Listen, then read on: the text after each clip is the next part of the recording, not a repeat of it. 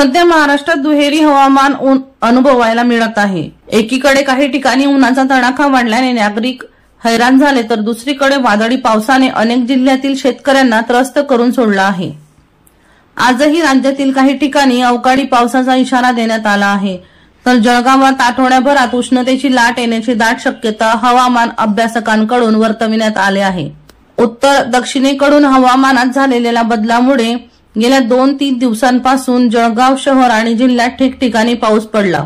यानंतर मंगळवारी आभाळ स्वच्छ असल्यामुळे पुन्हा तापमान 40शी पार गेले, अर्थात सोमवारच्या तुलनेत ते 4 अंशांनी वाढले। मंगळवारी शहराचे तापमान 40.8 अंशावर होते। आता 24 ते 27 एप्रिल दरम्यान कमाल तापमान 40 ते 42 अंश दरम्यान राहण्याची शक्यता आहे। या काळात जिल्ह्यात पावसाची शक्यता नाही, मात्र 27 एप्रिल नंतर पुन्हा उष्णतेच्या लाटेची संकेत मिळत आहे।